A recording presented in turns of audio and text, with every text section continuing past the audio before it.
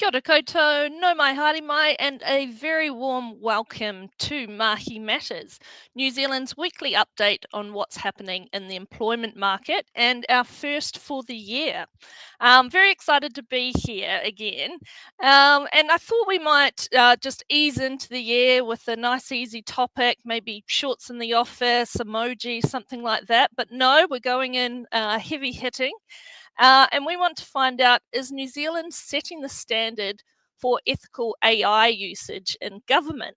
So this week we're joined by Stuart MacKinnon, Strategic Advisor at Analysis One, to discuss the government's new Safe AI framework and its potential impact on the public sector and beyond.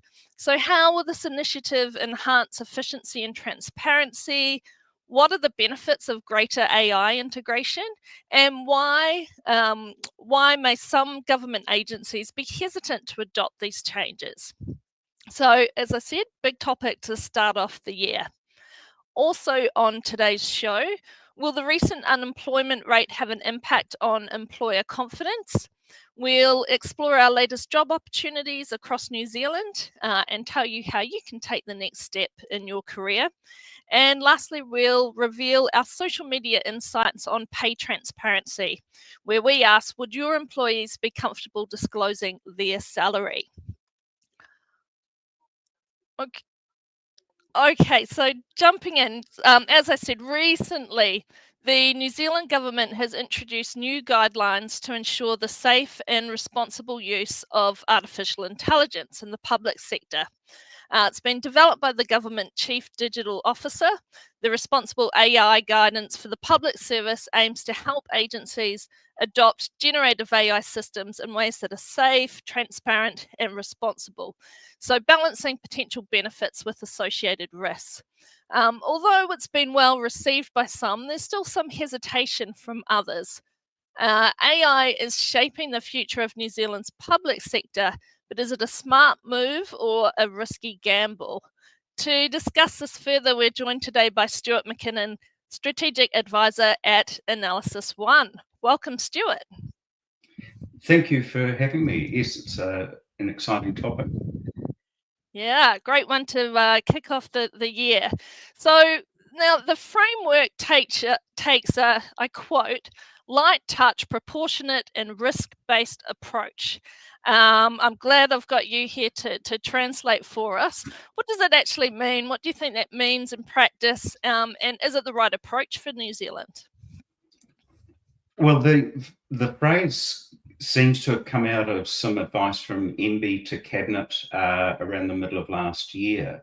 And I guess firstly, MB were looking at AI from an economic perspective.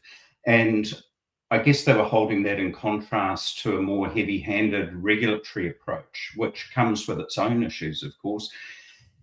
What does it mean in practice? I think we really need to have a handle on what AI risk is and what proportionate mitigations are. So light touch, proportionate, risk-based sounds good, but what do we mean by risk? And AI risk is multidimensional, so it's not easy to easily rank AI initiatives on a scale of 1 to 10 in terms of risk. They impact different people, they vary in terms of how autonomous they are, etc. So without that, I fear that we may only do the first part of it. So is it the right approach? It sounds very pragmatic, but there's always that risk that we do the first part, the light touch part, and don't get to the proportionate and risk-based part. Yeah, forget about the potential risks there, and I can see why we would take this approach. Last year we talked a lot about productivity and how New Zealand has a pretty dismal record in that regard, and it's definitely an area that we can improve in, and this is one of the many tools that can help get us there. So understand why we're taking that approach, but as you say, you do need to be able to balance that out. So, of course, AI can cover a vast range of things from simple office automation to more complex use, and each, of course, with their own set of risks. What kind of worked examples would be most useful in strengthening guidance for public sector agencies?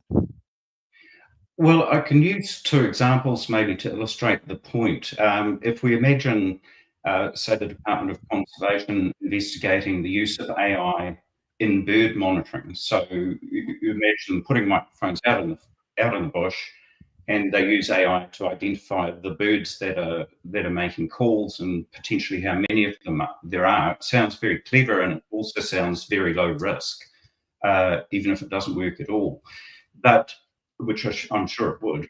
But take another example where an agency might want to use AI, albeit skillfully, in some part of a process that helps them to determine a citizen's eligibility to some kind of government assistance or other service. You can immediately get that sense of a shift in risk. And so I think that we need a range of examples, right from those very simple organizing my inbox kinds of things, right up to those areas that, even if they are skillfully implemented and well managed, still present a lot of perceived risk to the public.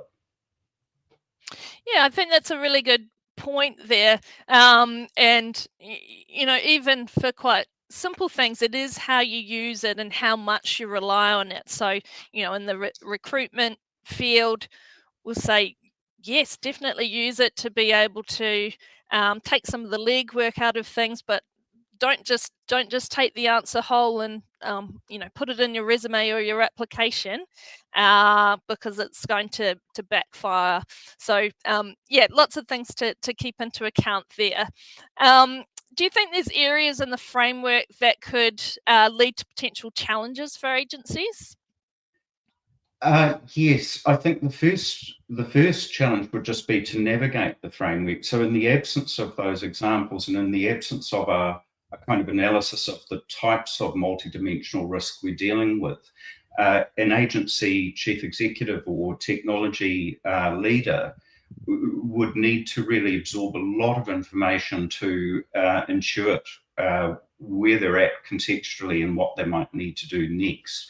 So there's challenges around that. And I think also putting myself in their position humbly, you know, they might ask the question, what's genuinely new here? So agencies already have existing obligations around privacy, security, reliability. So they might be asking themselves, what's genuinely new? And particularly, where can I leverage all of my existing expertise here, and where might I need to seek specialist advice? And I think it's great to remind agencies of their broader standard bread and butter obligations, but it's a matter of lifting out those areas where AI makes a qualitative difference to the area that the areas that we're looking at. Yeah, absolutely. We've And had a comment from Facebook from Nivla around, you know, the ability to filter out incorrect data. And I guess that's a point around you still need that human aspect, and you can't leave it all up to AI. So that skillful input from your good humans is really important as well. What about AI and that potential to enhance transparency and accountability, or perhaps the reverse of that?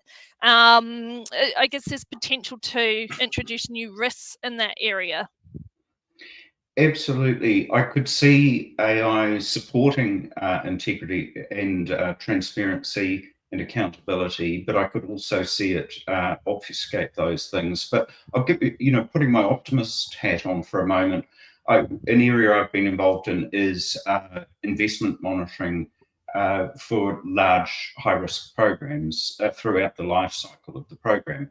And you know, thinking of central agencies like Treasury, those things are monitored through a gateway process. It's human experts and sometimes mountains of complex documents, and sometimes also limited time to work through those. So I think skillful application of AI. Now, your commenter made a really important point. I'm not talking about taking ChatGPT or something similar, uploading documents to it like it's some magic black box and saying, what do you think, magic machine? Quite different. There are very skilled techniques, very advanced techniques in the area of things like retrieval augmented generation, which are complex to implement, but can really aid humans who are faced with large volumes of complex data.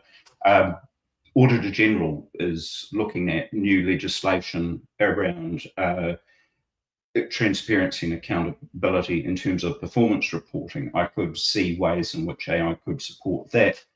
Go to the flip side, and if you have people using AI in that magic black box way, you know, it's fine if you upload your job description and your CV and say, AI, can you please help me pull this together? It can be brilliant, but it's quite different when you're working with government policy. But if in that setting, you have no idea what's going on in the machine. You're really at its mercy, in fact. So techniques that expose the inner workings and allow logging and auditing, etc. In addition, you know, there are certain types of AI, proprietary AI, where there is secret source in the AI and that's not examinable.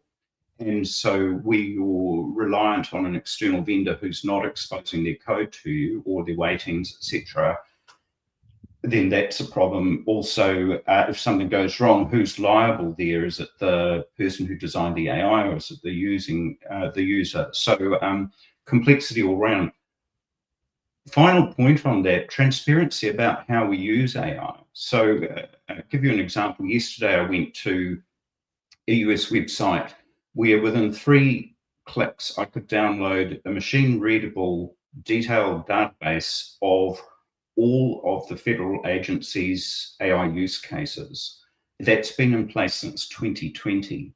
So I think in terms of transparency, we also need to be transparent about how we're using AI. Yeah, excellent point. And from LinkedIn, we've had Tim pick up a point there saying that the real challenge for the public sector and in general is the exponential speed of AI development. So, you know, we're talking about it specifically in government and the frameworks being built around that. But of course, it's everywhere and it's happening fast, and some people adopt it well and not so much. So I think that a good point there, that this is probably the worst AI that you'll see. It's only going to get better, but also the way that we use it as well, and the lessons that we learn, sometimes the hard way, along the way will be really important. So Stuart, what would you like to see evolve in the next, say, year or 2 years in regards to AI adoption and the framework around that? Well, I'd really like us to address the issue of transparency. I think we need to prioritize this. If our goal is to expand the use of AI carefully and safely to improve the efficiency and the quality of services we can offer the public, then we really need to be transparent about that, and we need social license to be able to increase our use of AI. And the path to social license, I like to say, passes through the valley of transparency. There are no shortcuts. So that's something I would say. At the moment, the framework uses words like should. It says agencies should be transparent. I'd like to see that evolve very rapidly to agencies must be transparent, and this is the file format for you to upload your detailed AI use cases into the central public register. So that's my view there. I think I know that there are good relationships in New Zealand with the Australian AI assurance pilot that they're testing over there. Firstly, love that they're testing it rather than just going big bang, this is what it is. And with New Zealand's relationship with those Australian federal agencies, we'll have opportunities to take lessons learned from that. And I'm also aware that, you know, this is ongoing work and there's additional advice on its way. And I look forward to seeing what that advice is and helping people navigate that. Yeah, fantastic. Good things to come. Now, really interesting topic, and I'm sure people are still keen to engage. So make sure to, if you're watching this later, feel free to still engage in the conversation. And Stuart's details, of course, along with our own, will be on the links. Thanks so much, Stuart. That was really insightful. Thank you very much.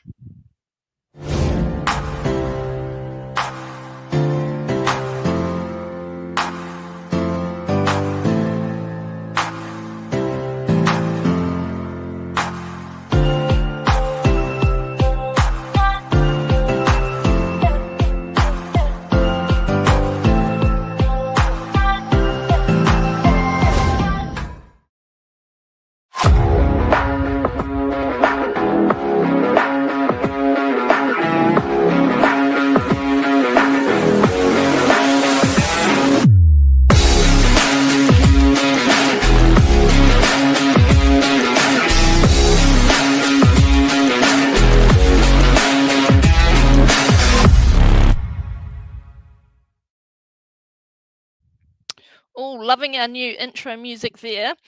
Okay, so into Mahi Media. So, of course, recently we've had the unemployment stats released. And now I was asked to comment on the 4-year high for unemployment earlier in the month when they were released.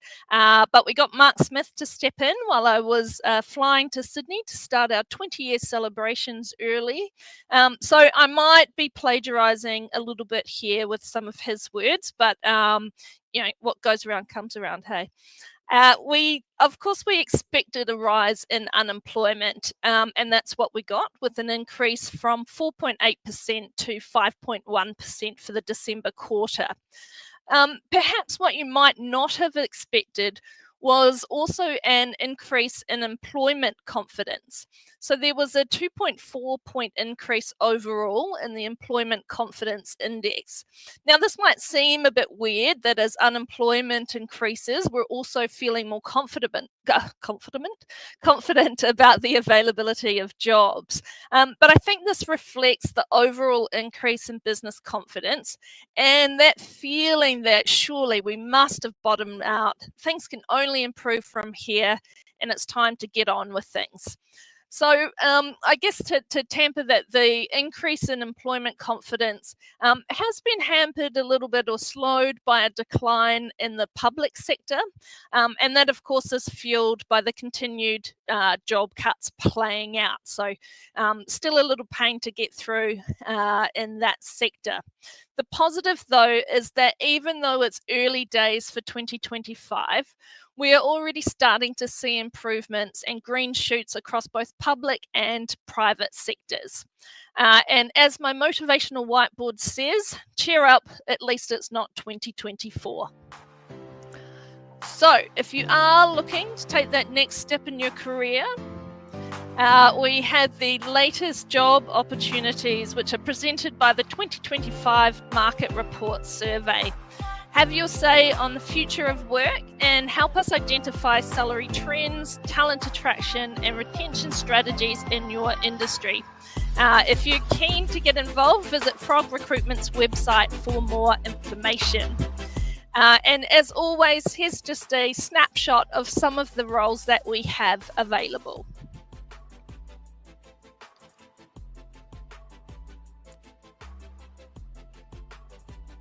Of course, if you're interested in any of these or want to see the rest of the roles that we have coming through, be sure to visit the website or get in touch with the team in Auckland or Wellington. Well, that is it for today's show. Hopefully it wasn't too bumpy for the first one for the year, but really looking forward to the year ahead and having you join us. See you next week.